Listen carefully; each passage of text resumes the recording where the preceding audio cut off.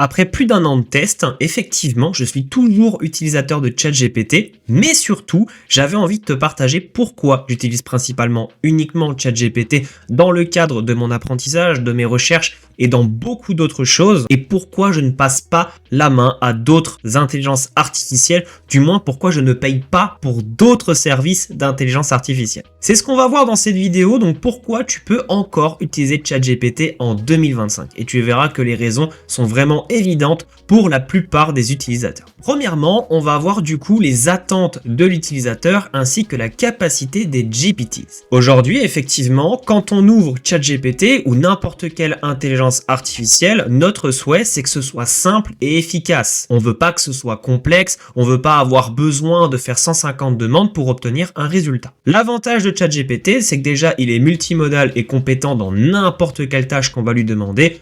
On est en 2025, on n'est plus en 2022, donc on peut à peu près l'utiliser pour vraiment n'importe laquelle tâche. En parlant de ces tâches, on peut l'utiliser du coup pour quel genre de choses? Eh bien, pour la productivité, on peut l'utiliser que ce soit pour du codage, que ce soit pour faire des mails, de la logique, des questions, de l'apprentissage.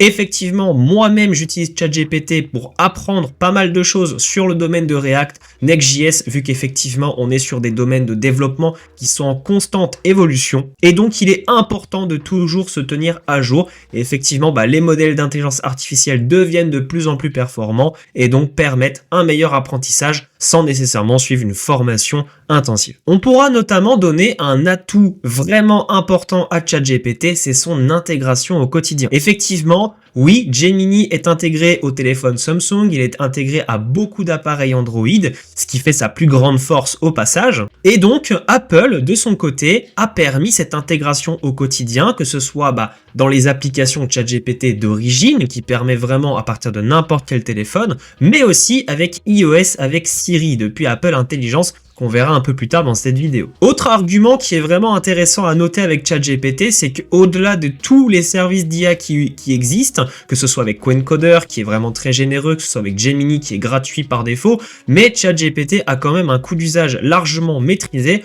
Premièrement, parce que déjà, c'était l'une des applications phares de l'époque de 2022-2023 où tout le monde l'utilisait. Concernant le cas d'usage de ChatGPT, c'est vrai que au niveau de la maîtrise du coût, on est sur quelque chose de plutôt réussi. On a non seulement un barème gratuit quand même assez généreux pour les utilisateurs simples, et on a le côté à 23 € par mois du côté iOS. Après, je sais pas combien c'est pour l'abonnement normal. Moi, je sais que je paye 22,99 € pour avoir accès à ChatGPT sur mon iPhone avec l'intégration Apple, l'application Mac, tout ce qu'il faut avec toute la limite de génération d'images, vidéos et vraiment tout le côté apprentissage. Donc oui, ce côté-là est maîtrisé par ChatGPT. Mais ça va beaucoup plus loin que ça parce qu'effectivement, ChatGPT a commencé par un simple chatbot, mais aujourd'hui, on peut quand même faire de la rédaction et du code au travers de ChatGPT sur l'espace collaboratif Canva. Et donc, on va pouvoir modifier du code en temps réel, pouvoir le simuler directement en interaction dans le Canva de ChatGPT.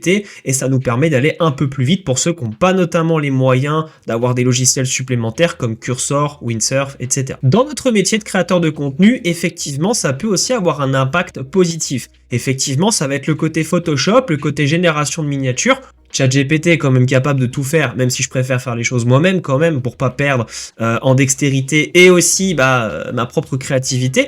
Mais notamment, on peut quand même se l'admettre, cette miniature-là a quand même été travaillée en partie avec ChatGPT. Si on voyait l'image de gauche entre l'image de droite, eh bien celle de droite donne quand même beaucoup plus envie pour la même pose, le même angle, mais effectivement le détail est quand même beaucoup plus présent. Et c'est tout là l'avantage de ChatGPT, c'est que contrairement à tout ce que j'ai testé du côté de Gemini, du côté de Grok, effectivement on a des résultats réalistes, mais le côté modification image est quand même beaucoup mieux chez ChatGPT. Autre élément indispensable, c'est la collaboration sur les fichiers, les notes, les applications. On peut même travailler avec Cursor depuis ChatGPT pour lire une codebase, on peut modifier un fichier depuis l'application Mac, et ça c'est vraiment terrible parce que lorsque vous n'avez pas d'inspiration, vous êtes en train d'écrire un fichier, eh bien vous connectez votre application à votre note ou ce que vous voulez, vous lui dites voilà, écris dans mon fichier, fais ci, fais ça, et il va le faire automatiquement. Et ça peut vous faire gagner du temps pour effectivement construire des fichiers, les stocker, etc. Autre élément qu'on pourrait noter, ChatGPT permet quand même d'avoir des projets à l'intérieur de l'application. Alors à quoi ça sert justement ces fameux projets?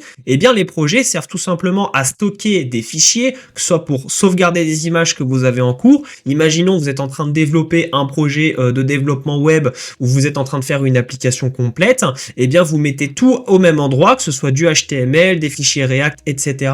Et au moins ChatGPT aura un contexte global de ce qu'il peut faire, de ce qu'il peut vous aider à améliorer, chose qu'on ne retrouve pas nécessairement sur d'autres services d'IA. Autre élément indispensable, même si on le retrouve chez Gemini, qui a lui c'est James, eh bien ici on va parler des GPTs. Alors les GPTs, qu'est-ce que c'est? Eh bien c'est tout simplement des assistants personnalisés que vous pouvez créer vous-même.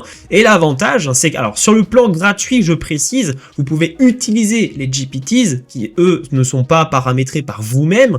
Mais par contre, sur le plan payant, vous pouvez créer vous-même vos propres assistants. Et c'est vrai que moi, j'en ai plusieurs à mon actif qui me servent, que ce soit pour mettre en ligne une vidéo, que ce soit pour me faire gagner du temps dans le codage, que ce soit dans des explications, dans de l'apprentissage, avec des prompts déjà prédéfinis pour gagner vraiment beaucoup de temps. Comme je le disais tout à l'heure, effectivement, le gros avantage de ChatGPT, c'est son intégration dans Apple Intelligence. Effectivement, je peux pas vous montrer non plus dans cette vidéo parce que c'est le téléphone qui me sert de caméra, mais on peut l'utiliser que ce soit pour formuler un mail, que ce soit pour corriger un texte, que ce soit pour avoir des idées. Notamment, on peut aussi avoir d'autres applications comme Playground, mais ça, c'est pas vraiment le plus efficace. Moi, ce que je note vraiment, c'est que ChatGPT est quand même bien intégré dans l'écosystème Apple, que ce soit dans les applications, et il est facile d'accès. On va notamment pouvoir retrouver la création de vidéos via l'outil Sora. Alors, j'admets qu'il n'est pas le meilleur. C'est vrai qu'aujourd'hui, si on regarde sur Internet, il y a des outils même sur GitHub qui sont proposés et qui sont à 40 gigas, mais on peut faire de la génération locale illimitée. Mais effectivement, pour la personne qui n'a pas nécessairement un ordinateur, la personne qui n'a pas envie de s'embêter avec des connaissances techniques, peut directement aller sur Sora pour générer des vidéos. Alors, j'ai pas regardé dans le contexte global, mais il me semble que Sora, par contre, n'est accessible que pour les utilisateurs payants. Donc effectivement, oui, il y a quand même des limites sur le plan gratuit. Après, si on veut aller vraiment beaucoup plus loin, on peut opter pour le plan payant à 20 € par mois. Et pour finir, l'un des éléments vraiment essentiels de ChatGPT qui a permis vraiment une grosse poussée en milieu d'année, c'est la mémoire étendue, la mémoire améliorée, ainsi que les instructions qui sont beaucoup plus précises. Effectivement, on va pouvoir fournir beaucoup plus d'informations à ChatGPT pour qu'il puisse être de mieux en mieux au fur et à mesure des discussions. Et ça, c'est vraiment efficace parce que vous n'avez pas besoin de lui repréciser à chaque fois ce que vous avez besoin. Notamment, attention à la mémoire, chose que beaucoup font comme erreur, ne précisez pas des informations sensibles. Ne fournissez pas votre adresse, votre numéro de téléphone ou des informations sensibles vous concernant, parce qu'effectivement, c'est traité dans une base de données. Et effectivement, lorsque vous traitez des informations en ligne, eh bien, vous ne savez pas réellement où elles vont, elles peuvent être piratées, même s'il y a des systèmes de sécurité mis en place, mais faites toujours attention avec la mémoire de ChatGPT. Donc ce comparatif, en conclusion, qu'est-ce qu'on doit en tirer? Effectivement, on a Grok, on a Gemini, on a Qwen qui sont des très très grands modèles et qui vont permettre d'une manière gratuite de faire beaucoup de choses. Mais moi, ce que je retiens de ce côté-là, c'est que quand on utilise un service, eh bien, on va vraiment prendre un exemple tout bête en dehors de l'intelligence artificielle. Supposons que votre téléphone, qui est quand même l'outil du quotidien, eh bien, ne soit pas optimisé, les applications ne sont pas bien rangées, ou alors c'est pas pratique, quand vous le déverrouillez, il y a un schéma à faire. Plus c'est simple et mieux c'est. On va dire que le confort d'utiliser un service, c'est vraiment donc en combien de temps je peux le lancer, en combien de temps je peux y accéder, en combien de temps j'ai une réponse. Et notamment si on peut prendre l'exemple de Cursor, qui est un logiciel, effectivement il est facile à installer, on le télécharge, on le lance, on ouvre son projet, on lance une invite et on regarde le résultat opéré. Et c'est toutes ces choses qui font que pourquoi ChatGPT est encore l'un de mes favoris en 2025 et je ne suis pas prêt, mesdames et messieurs, d'abandonner mon abonnement ChatGPT, que ce soit pour n'importe quel service d'IA, tout simplement parce qu'il a encore beaucoup de choses à prouver et croyez-moi, il y a pas mal de surprises prévues pour 2025. J'espère en tout cas que cette vidéo aura pu t'éclaircir sur le choix de ChatGPT contre d'autres intelligences artificielles en 2025. Si cette vidéo te plaît, n'hésite pas à me le faire savoir dans les commentaires, lâche un pouce bleu, abonne-toi et on se retrouve pour du prochain contenu. Bye bye.